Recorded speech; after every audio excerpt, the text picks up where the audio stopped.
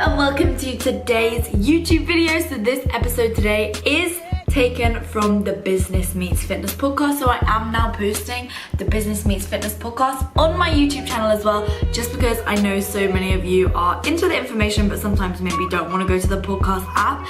But if you do just want to listen to the podcast rather than having to keep the YouTube video open, because basically what podcast apps let you do is kind of close your iPhone screen and just have the podcast on as you're going on other apps on your phone as well. So if you want to do that, make sure you just either head to www.businessmeetsfitness.co.uk or go to the iTunes podcast app. It comes already downloaded on your iPhone if you've got an iPhone, but if you're on Android you can download an app called Stitcher or download an app called Podbean, guys. So you can do any of those 3 or 4 or however many things you want, or you can just continue watching here on YouTube. And if you do, make sure to hit thumbs up, hit subscribe. And today's episode is really cool. I'm really excited about it because it was with a guy called Ben Coomber, who is very well known in the fitness industry. He has the UK's #1 health and fitness podcast. So that's really cool. We talk about a ton of different stuff, ranging from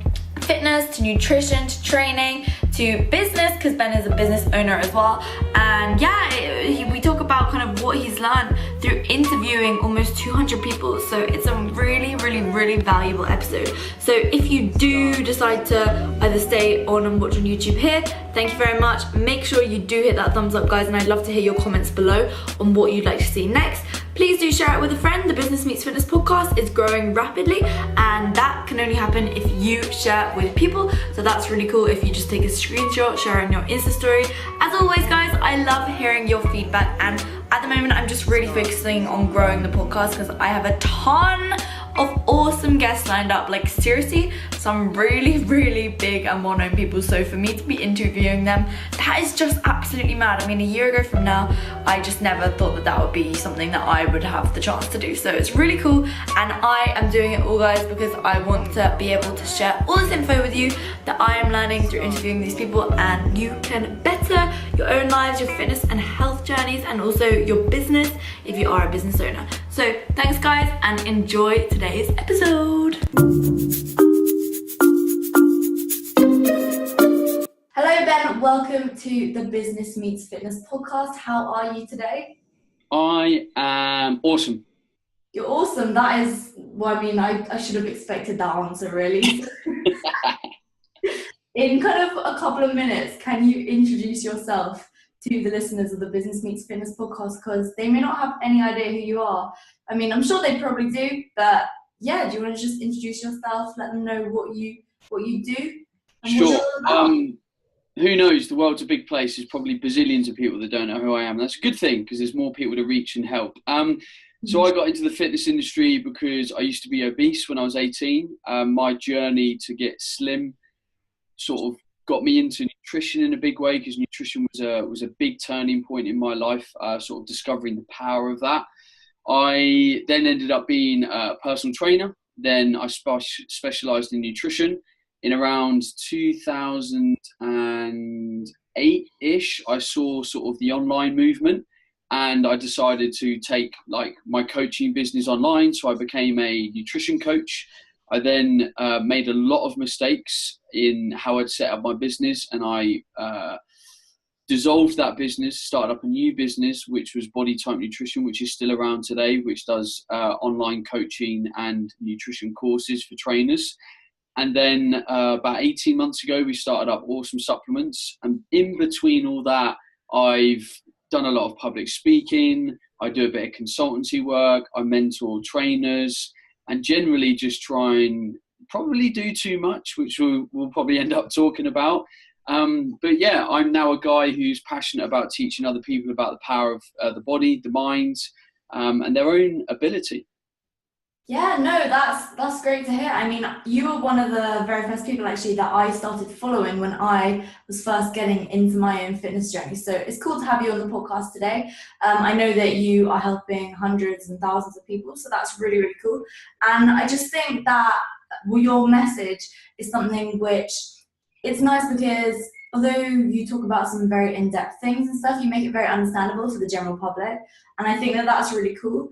And so today I not only want to talk business with you, but I do also want to talk about your own fitness journey, because I know that you used to play a lot of rugby, and I know that there's probably quite a few people listening today who also play sport and got into fitness through sport and stuff. But maybe with regards to, you were saying you started off as someone who was obese.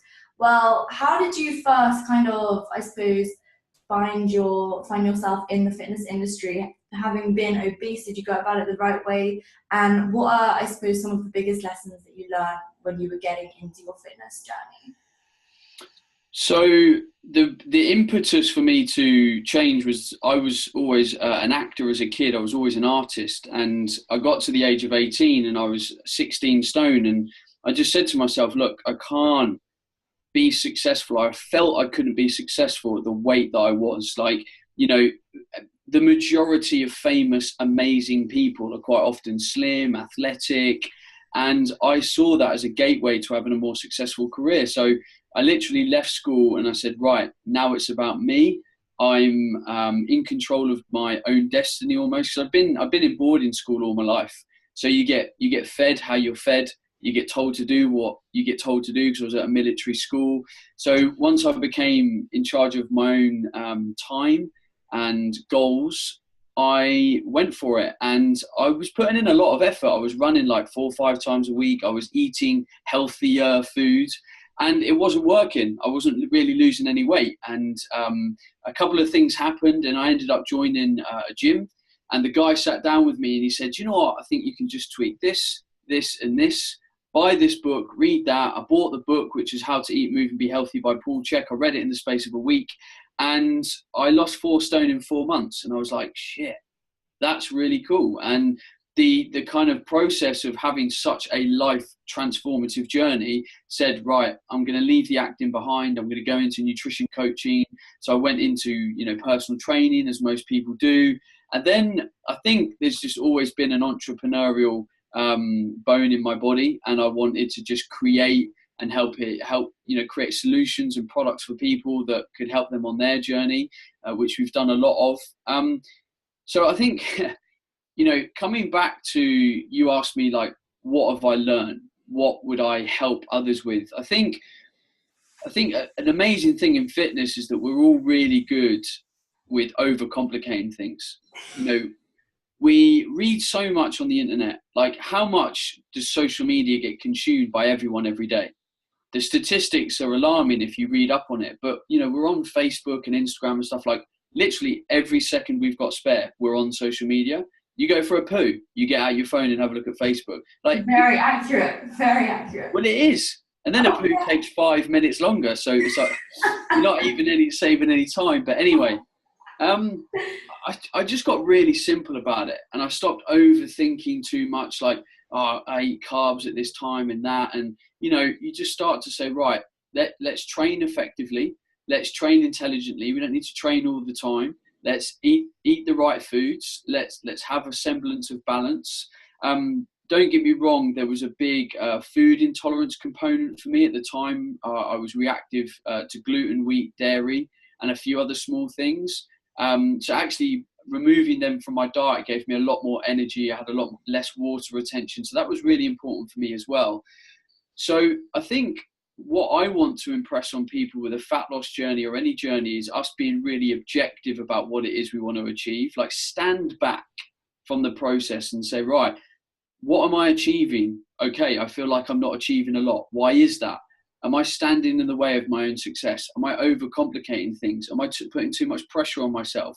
Am I maybe not being realistic and trying to go out at the weekend, have as much fun as possible, but it's not enough, even though I'm doing everything right during the week? Like, we all have our own answers. They're staring us in the face if we're willing to stand back and be objective. And knowledge is usually the easiest thing to fix. Like, people can reach out to you and me and other people and say, look, I'm overcomplicating this. How do I need to eat? Like, why am I, stumbling here? And that's an easy fix. But the way we operate with our goals and how we overcomplicate things is usually the stumbling block for a lot of people.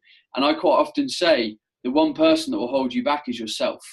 by the way that you get in the way of your own success, and whether it's a self-limiting belief, or you're overcomplicating it, or you're focusing on other people rather than your goals. As soon as we do that, it's very quick and easy to get to where we want to be.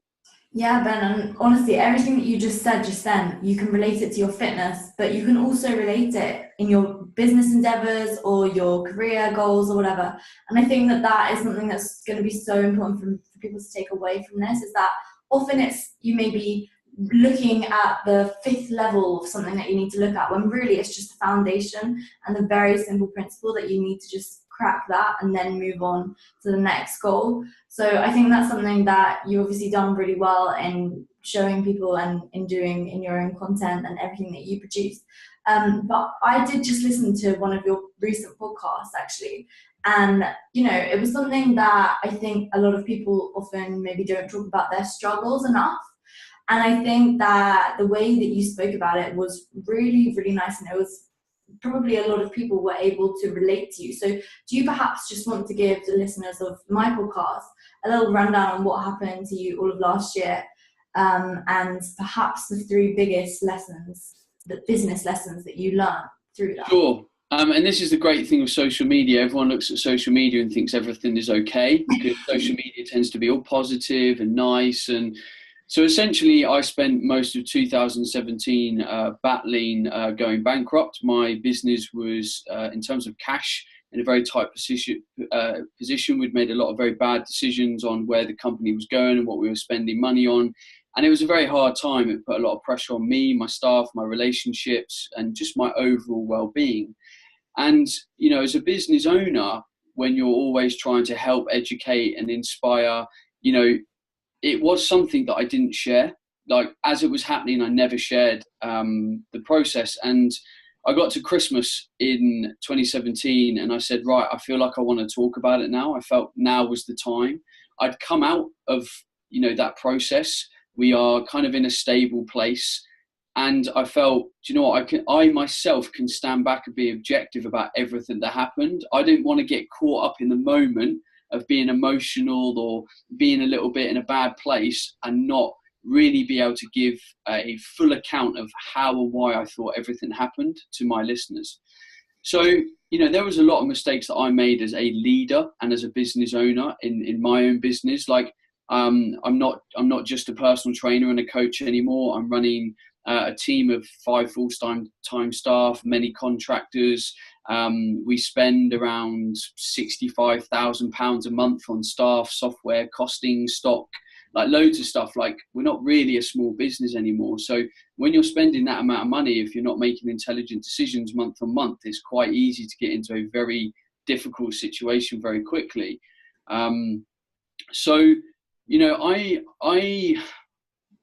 With the social media and with business, it can quite often move very quickly.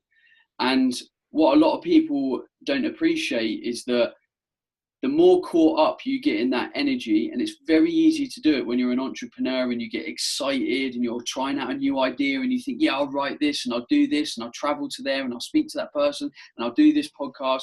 You get so caught up in the energy, you don't really sit down and say, let's look at my business. Let's look at the finances. Let's look at the cash. Let's look at the well-being of my staff. Let's look at who I'm hiring and why I'm hiring them. Let's look at actually the people in my business and are they actually performing? Like, if I'm paying someone a wage every month, I, as the business owner, expect a certain amount of, of outcome. And I wasn't doing that enough because I was getting caught up in the excitement of what was happening in my business and being sort of the brand that I have created with the podcast and all the public speaking and the events. And, it got to a place where I had to experience the full repercussions of me not running my business properly, not looking at the numbers. And unfortunately, it got to a place where we were in a very dire situation. And my accountant said, like, in 6 weeks, you're done. Like, you've got to sort something out. Like, where are you going to get an extra 15 to 20 grand a month? Because you're spending 25% more money that you're bringing in and your reserves have run out. And it was obviously a difficult time. I had to get stuck into the business. But I think the biggest piece of advice that, I'd give myself again is you're excited, cool. but just slow down. Just think of every angle. And before you add something to a business, is the thing that you're currently doing perfect? Is it maximized? And the simplest analogy I can use is a personal trainer wanting to go into online coaching. And this is very, very hot topic in fitness industry right now. Loads of trainers are trying to coach people with their nutrition remotely and stuff like that. And I'm not going to discredit that, but most people make that decision from a place of scarcity. They're like, okay, my PT business isn't doing that well anymore. Like, I'm only earning X amount of money. Well, if I just do online coaching, I can earn some extra and I can do this. But really, that's not the reason you should be doing that. You haven't come from a place of genuine want to go and do online coaching. You said, oh, this business isn't doing very well, I'll do this. So what does that say about your personal training business? I would say it doesn't mean that you're a good enough personal trainer. You're not able to effectively market yourself, or maybe you're not getting good enough results, or maybe you can't connect with your clients properly. Maybe you're training the wrong people. Maybe you're offering the wrong packages. I don't know. But what we don't want to do is come from a place of scarcity. And what I realized is that I should have been spending more time on the core business that I had and making that incredible, and then offering that out to more and more people. But instead I was going over here and creating this and going over here and doing that. And really, I got back home at the end of a busy week and I was like, shit, we've done so much. We've really been effective at nothing. And, you know, I'm now in a place where I have to be so effective with my time because I run 3 companies. And that's a lot of products. And what we don't realize is the more stuff that you have going on, the more potential you have for things to go wrong. Yeah, Jack of all trades, master of none. That's the saying, isn't it? Yeah. The more stuff you have to deal with every day, the more problems you potentially have. So I woke up this morning and we had a website link issue with one of our websites. That took me an hour to deal with my team. I woke up and we had a stock issue and a flavor issue on one of our products. And then I was trying to do an interview with somewhere else and the technology wouldn't work. So the more that's going on, the more your days are never really your own anymore. Yeah. I'll wake up some days with a to-do list and I'll literally do one thing on that to-do list because all these different things have flied at me because I'm a business owner and I've created the environment I sit in. Yeah, honestly, I can relate to that quite a lot. Obviously, you're doing different things. I mean, with supplements, I can't even imagine how stressful that must become. But I think that, honestly, it's nice to see you sharing the, I suppose, business side of it as well, because a lot of your content is the, I suppose, more nutrition focused and coaching focused. And just general fitness focus. So to see kind of the actual business side to it and see that not everything always goes in the idyllic way that people often tend to think that people who are on social media's lives goes. I think that it just is very, I suppose, it shows that you're a very humble person, which I suppose a lot of people, you know, when it's just someone who's a random person online, they never really see the reality to it. So I think that that's really cool that you've shown that. Now, I suppose I'm slightly diverting the topic here, but I just thought something that I thought would be quite nice to ask you, because you have interviewed, gosh, like hundreds of people. It must be. How do you know off the top of your head how many people you've interviewed over the years? It will be about 160. Wow. Okay, that's amazing. In fitness. Yeah, well, that's really cool. So perhaps maybe one nutrition and one fitness and then one more general thing that you've learned from some people, some like the most awesome things that you've learned across the years. What is anything jumping out to you right now? So from a fitness and training perspective, I think the thing I've learned from a lot of people and through my own journey is that there's no right way. We don't really know like the optimal way to build muscle. Yeah. Like we're pretty close. We've got a good understanding of it, but we're nowhere near like really understanding it. And you know, things will always evolve. And I think people often get caught up in those details. And, you know, whether you go into the gym one day and you do 8 reps as opposed to 12 reps, or you're changing your training minimally, it's not going to matter as much as people think it is. Yeah. Like a muscle is quite quite a simple thing. It likes stress in some way to be able to adapt.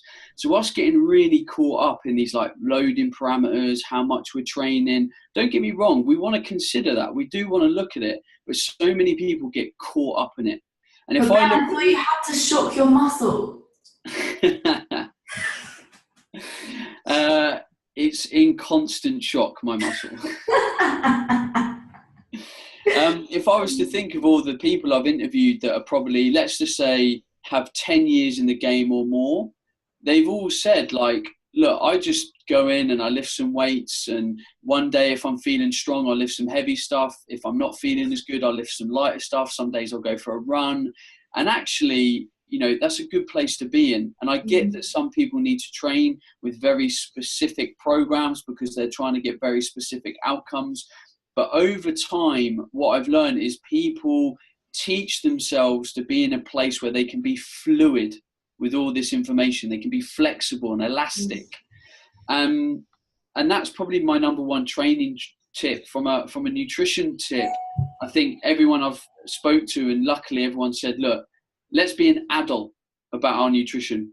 Eat real food most of the time, but live with balance and have fun. That's kind of it. And just don't eat Reese's every now and then.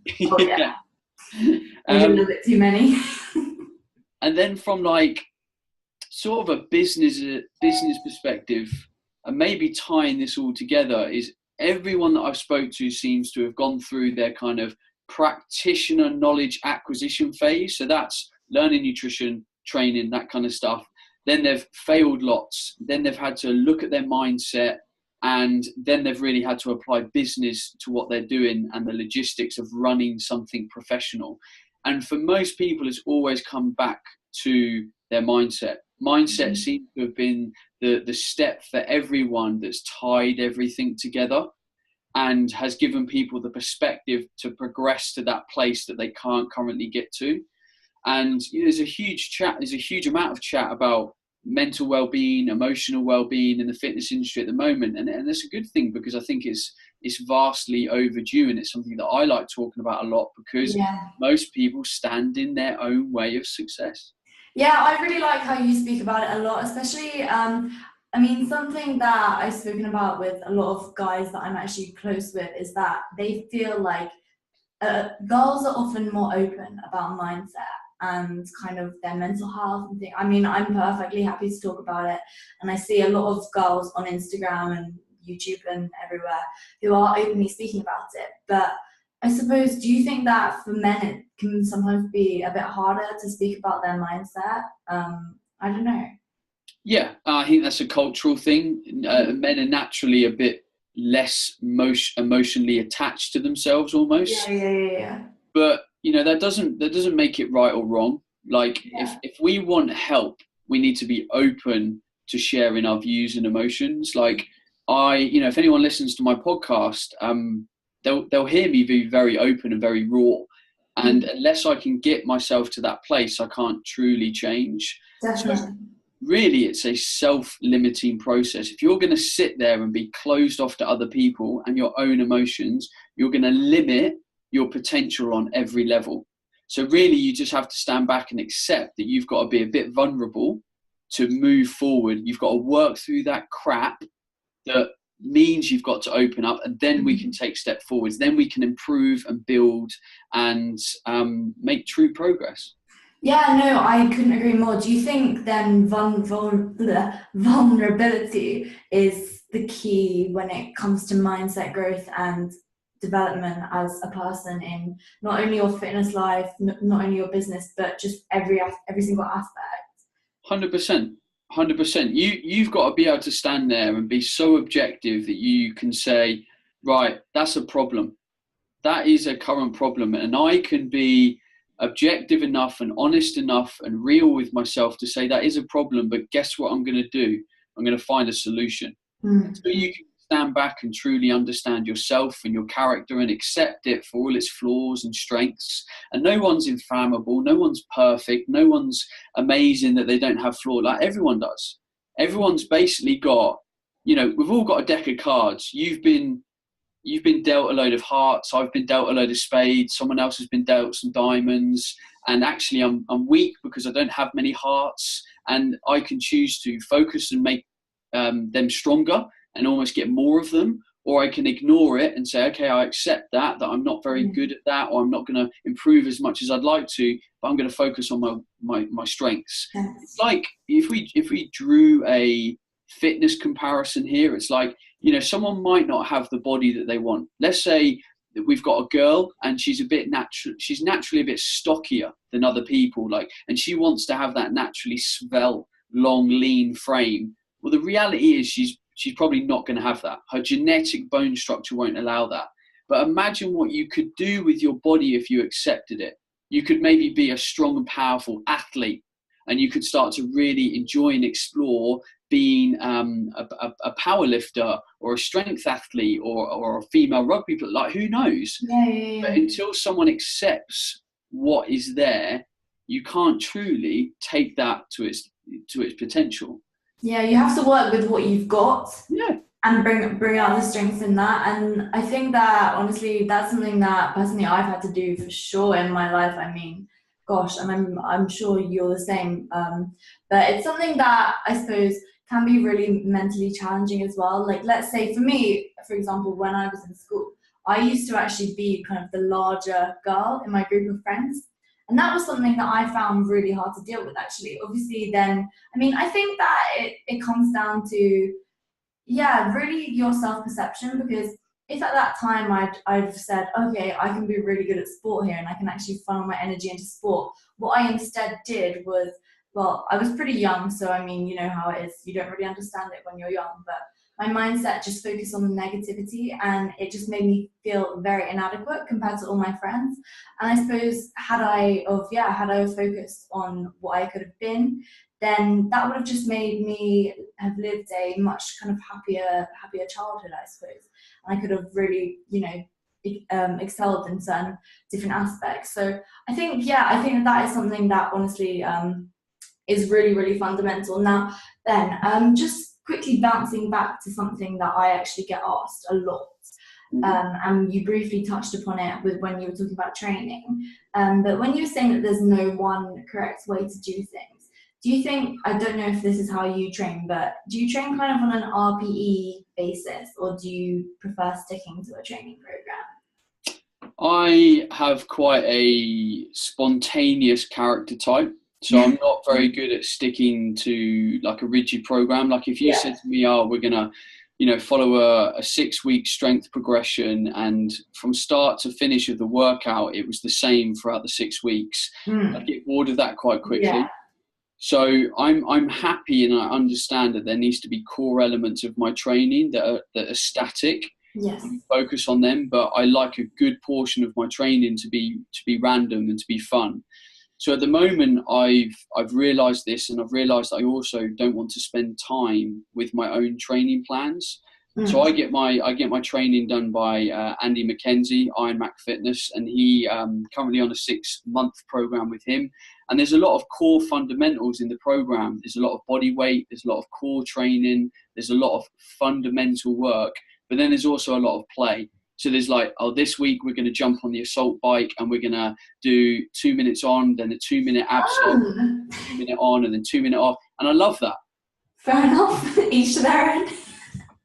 But, that kind of work in training as well makes you really fit. Like, if you want to look like a badass and perform like a badass, and you better do badass shit in the gym. Like, so true. No, that's fair enough. That's really cool to hear. I think also, I suppose it, as you become more aware and educated on training, you're able to be a bit more chilled out about doing different types of things. I know for sure when I first started, I honestly thought that doing any form of cardio was going to absolutely damage my gains.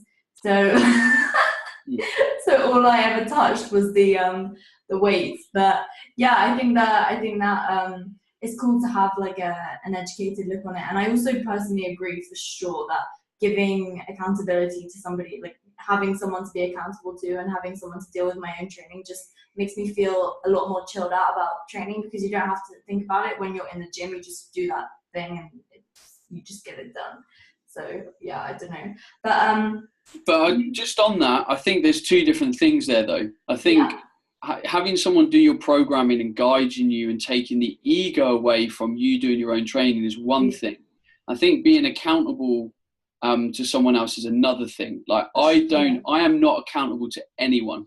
I believe I'm 100% accountable to myself. Okay. And I believe until someone can get to that place where they're 100% accountable to themselves, will they not truly be in a very comfortable space of being in control of their training and nutrition. Yeah, okay.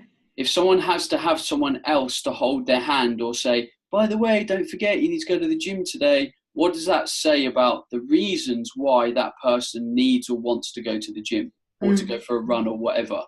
So like me signing up to things, me paying money for things, like it doesn't create any more accountability in me. I'm accountable to myself and my own goals. And if I find I can't stick to something, then it wasn't something I truly wanted to do anyway. So then I need to go back, be objective and honest and say, well, I signed up for that, or I said I wanted to do it, but it didn't come truly from me. It came from potentially an environmental stimulus, or a friend was doing it and it looked cool. It wasn't truly me. So I just wanted to distinguish those two things, because I don't personally believe that they're one and of the same thing.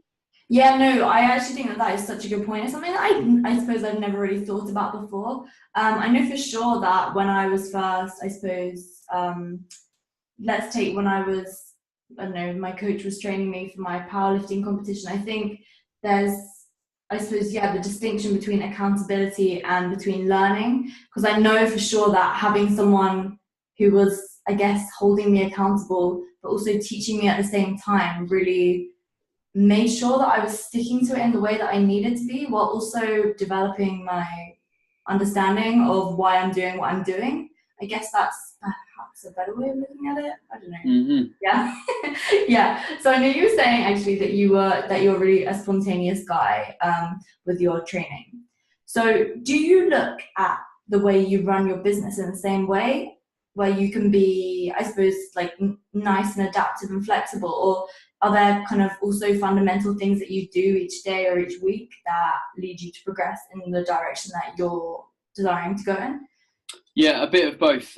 Great question. I think everyone needs a certain amount of structure, because otherwise things go awry. And as I said last year, I let too much spontaneity in my character run away with me, and I didn't look at the fundamentals. So, trust me, I feel you, Ben. Yeah, there you go.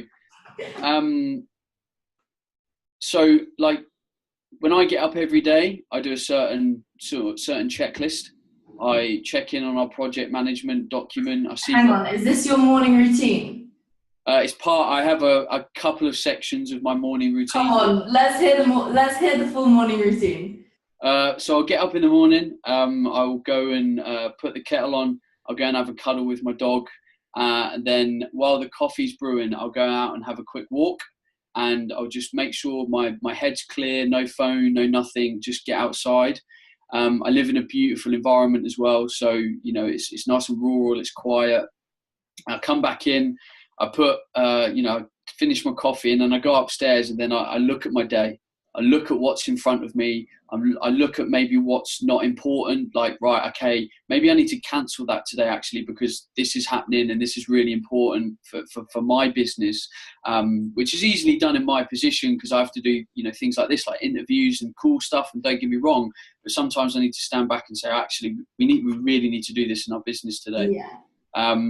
So I plan things, and then I reach out to the team and I sort of say hello and update and stuff. And then I turn off my phone and I do what is most important that day for the first couple of hours of the day. It might be some writing, or, building some stuff within the business, or might be doing my emails. Like I might be going off to London that day, and actually I need to just get stuck in and address my emails.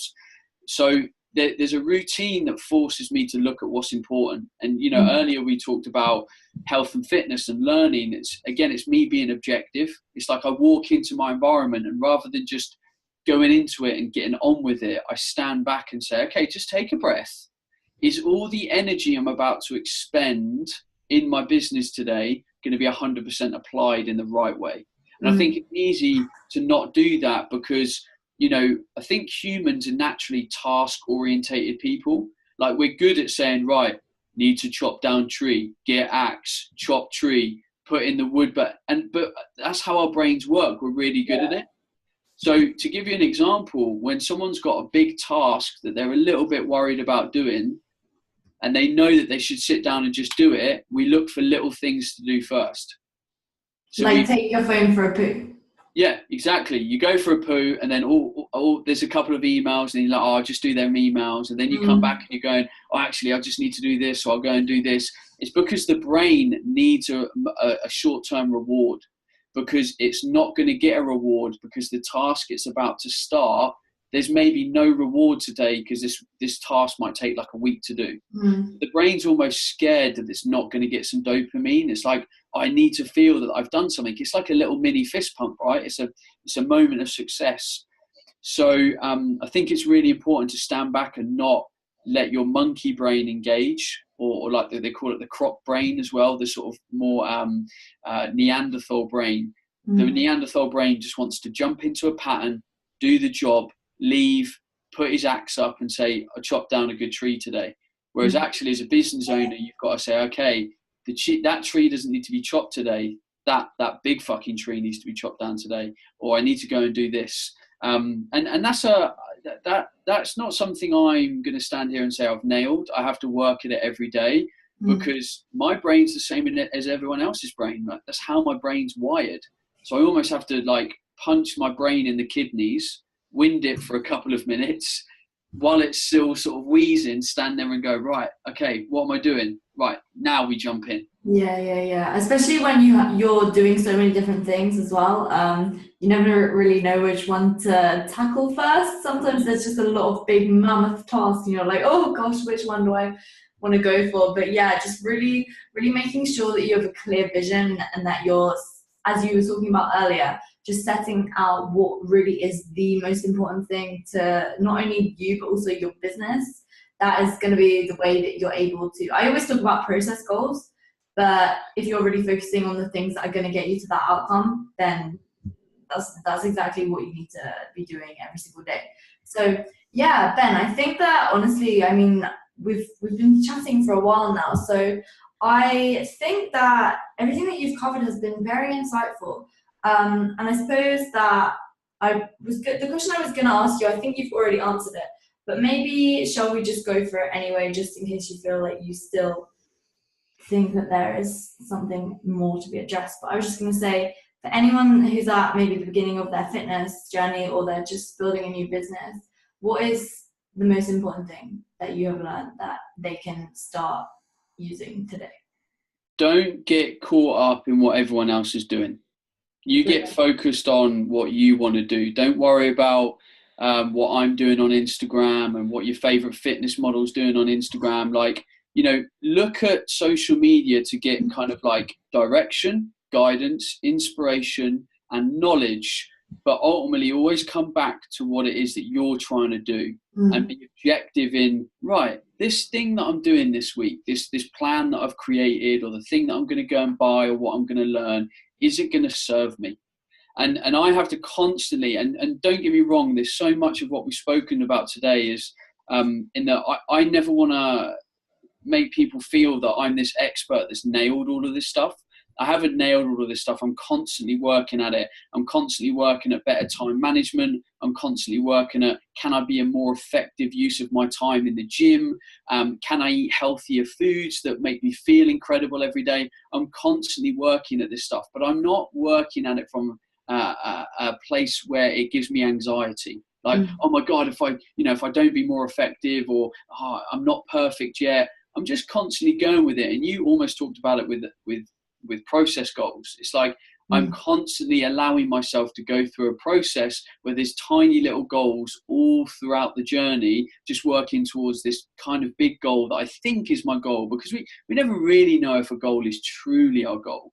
Yeah, well, it never really is, let's be honest, because you get to the goal, and then if you're someone with a growth mentality, which I'm sure pretty much anyone who's listening to this podcast is, then they reach that goal and they're like, right, let's move on to bigger and better things. But I think that that's just something that's so cool about life, because, you get these small little dopamine hits when you hit a goal, and then you reach that goal that you never thought you'd be able to reach.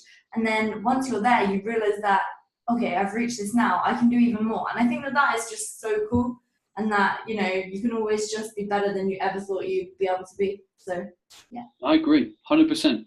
Yeah, right. Well, Ben, I think that is enough for today. I mean, do you want to just tell everyone where they can go find you, go listen to some of your podcasts as well, which I certainly recommend? Yeah, just plug all of your shizzle.